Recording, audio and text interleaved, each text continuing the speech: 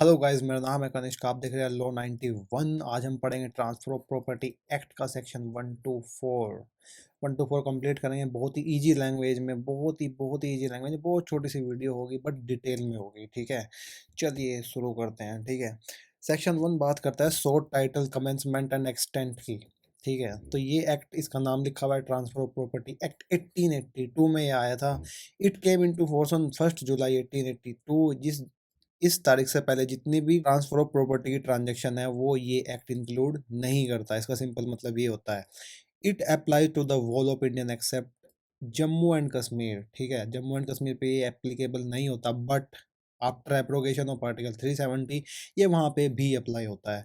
Application इसकी क्या है, the act only applies on the transfer of property between living person के बीच में जो ट्रांसफर ऑफ प्रॉपर्टी होती है उन्हीं ट्रांजेक्शन पे ही ये एक्ट एप्लीकेबल होगा। ठीक है, और ये एक्ट किसी दूसरे एक्ट को अफेक्ट नहीं करता, जैसे कि इनहेरिटेंस से जो प्रॉपर्टी मिलती है या फिर विल्स से।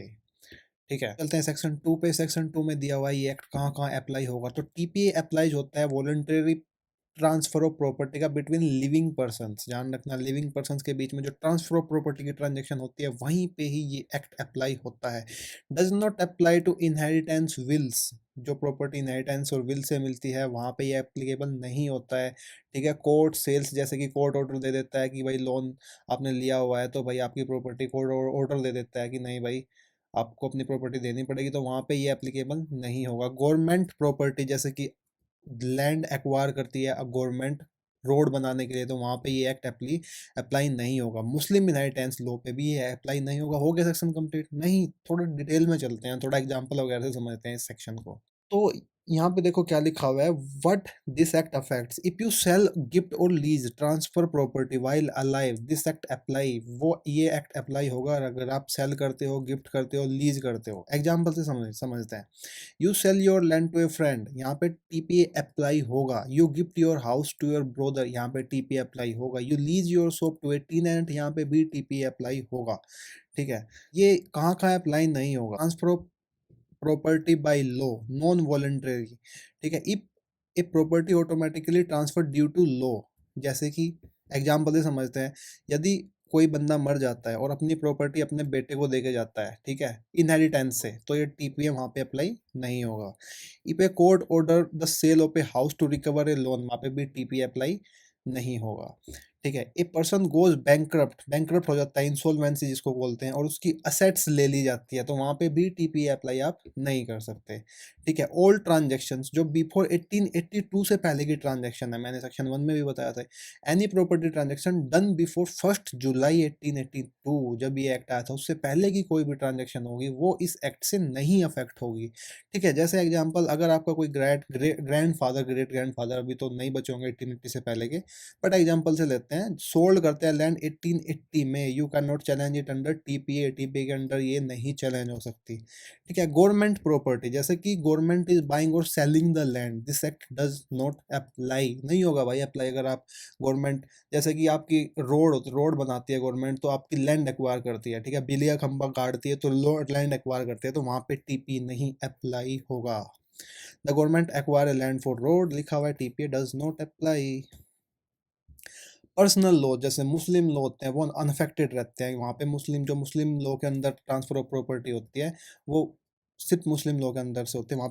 वहाँ पे transfer of property act apply नहीं होता। मुस्लिम प्रॉपर्टी लाइक शरिया, inheritance rule are not challenged by this act. Example, if Muslim father dies and his property is divided as per Islamic law, यहाँ पे TP apply क्यों ही होगा? नहीं होता है। ठीक है, चलते हैं आगे। इंटरप्रिटेशन क्लोज, सेक्शन 3 में दी गई है कुछ डेफिनेशंस। ठीक है, डेफिनेशंस जैसे इमूवेबल प्रॉपर्टी की बहुत ही घटिया सी डेफिनेशन दी हुई है, वहाँ पे बस ये डेफिनेशन दी हुई है, but does not include standing timbers, growing crops and grass.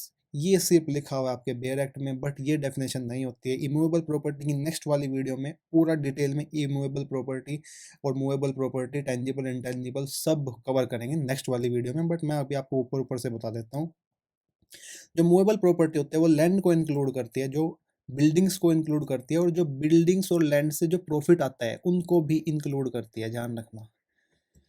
ठीक है, प्रॉफिट्स को भी इंक्लूड करती है। ठीक है, right attached to land but does not include standing timber को नहीं इंक्लूड करती है। ठीक है, ग्रोइंग क्रॉप्स और ग्रोथ जैसे आम उगाए हैं आपकी ज़मीन पे किसी पेड़ पे, तो उनको ये इमूवेबल प्रॉपर्टी में नहीं इंक्लूड करेगी। ठीक है, अगला है इंस्ट्रूमेंट, कोई भी legal document by which a property transfer, जिससे प्रॉपर्टी ट्रांसफर होती है, उसको इंस्ट्रूमेंट बोला जाता है। अटेस्टेड वो डॉक्यूमेंट होता है जो एटलीस्ट दो विटनेस के सामने साइन होता है। ठीक है, they have been sent to transfer और साइन इट। ठीक है, रजिस्टर्ड वो होता है जो registered following process given under registration act के अंदर जो भी रजिस्ट्रेशन होता है वो रजिस्टर्ड मानी जाती है प्रॉपर्टी।